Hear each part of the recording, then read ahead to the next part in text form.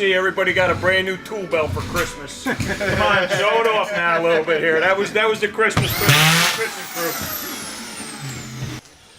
Me and my wife are putting a bunch of kids through college, so I don't have a lot of money to donate. When this whole thing down here happened with the Superstorm Sandy, I wanted to give something. So we gave a few $100s to the Red Cross, but I felt like I wasn't doing my share.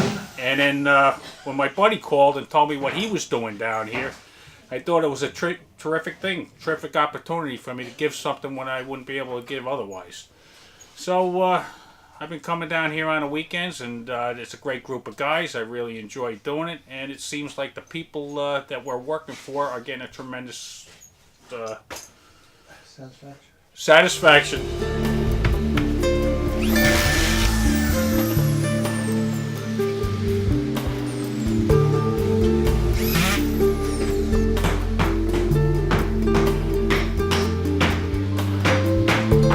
We are here today down in Barnegat at a gentleman's house by the name of Captain Doc. This is probably the 7th house we've worked on. This store all started with a bunch of fishing friends that fish with me on a regular basis. One of the older gentlemen in his late 70s lost his home, and we all decided to go down there and jump on it with him because he didn't have enough insurance to make it happen. Long story short, he moved back in last week, and we've been continuing to roll. The reason why we've been able to do this is really because of Ron Rack. I went to him and asked him, can I run this through the hospital? Because quite honestly, the liabilities are gigantic. And he told me yes. So I want to say thank you to Mr. Rack, because without that, nothing would be going on right now. And he has greatly impacted all these people's lives, even though he has never met them. This gentleman right here has very limited funding. He's 82 years old. But this group has been awesome. This is really kind of the core group that has been helping me. There's a few people missing today, but it's been every weekend since really the 3rd week after the storm that we've been down here on a roll.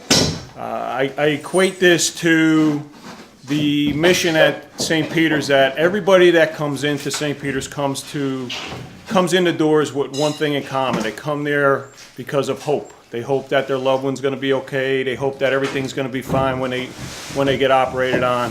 And we provide that hope and avenue to travel through great compassion, outstanding quality and care. And all we've done here is really transported that mission to 60 miles down the Parkway to Ocean County. And we have been able to once again provide hope for these people who have come out after Superstorm Sandy with really nothing. They lost everything. We've gutted this house here and piled everything this guy owned on the front lawn. And yesterday, when he was here with us, as we started to put this back together, he really is seeing he has hope again. He knows he's going to get back in here, and that's a very powerful thing. We're going to get you back. See, 2 weeks ago you didn't think, right? No way. No, we're going to have you there. No At the way. end of this week, you're going to be in good shape. We've got a team coming this week. We're going to get you painted up. And here we are on a Sunday. And anybody that wants to come and help us, please let me know. We could use all your help. It's been a great experience, a little exhausting, but the reward is just tremendous. And we've all been able to grab that reward through the smiles of an 82-year-old that is looking for us to provide that avenue of hope for him to travel, and it's been really great. So I own an insurance agency in Madison, and I deal with this storm devastation Monday through Friday with claims from people at the shore, people in Morris County. So I'm living this 7 days a week. The satisfaction I get out of participating in this program is that we're able to see results. We're able to volunteer our time. I can't say I'm volunteering my expertise because I'm an insurance guy, but you wouldn't know it from today. I'm really happy to help. This individual that we have today, we're working on, Captain Doc. I've known him for 10, 15 years. He's a dear man that is in desperate shape and needs help. He would never be able to put himself back in a position that he's at today if it weren't for the help of this program. I'm proud to be part of the team, and I'll continue to work until I can't get out of bed on Monday morning. We had a phone call from an elderly couple, good friends of ours actually, that fish with us, and they were in trouble, so we came down to help. turned into a really big project, a lot of hard work, but it all worked out well and we were really happy to do it. Now we're on a mission to help many other people too. It's fun. The crew we're working with is great. Good friends, good people, and a lot of good volunteers.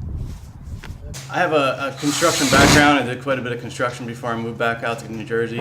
And after the storm, I realized that all the money that I tried donating and all the rest of it wasn't really getting down into the people's hands that actually needed it. So I figured this was one way that I could definitely help out in a way that, really helps people that truly need it. We have a great group of guys here. Everybody's pitching in, helping out any chance they can. So we're just going to keep going until we help out as many people as we can. Hopefully we get some people back into their houses soon.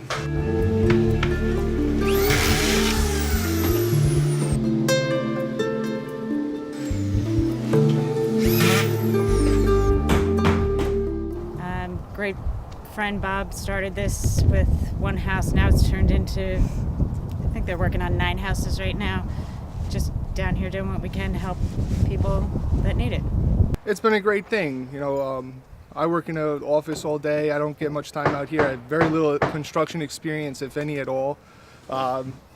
This is the tool belt Bob gave me for Christmas here. It's a little joke, but it's been a great time here doing all this stuff and really actually seeing a result by helping people.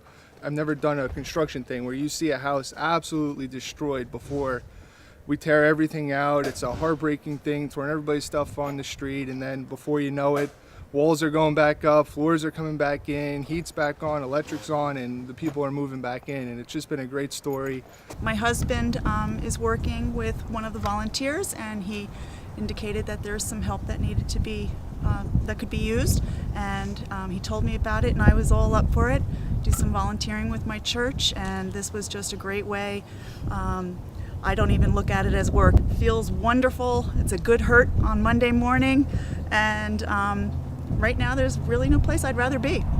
It's very hard to put in words the feelings of appreciation I have for this whole crew that have dedicated and donated their time to rebuild my home, which was devastated.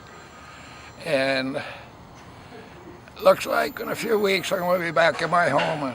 And how do you express appreciation for that when you had to relocate to some other place?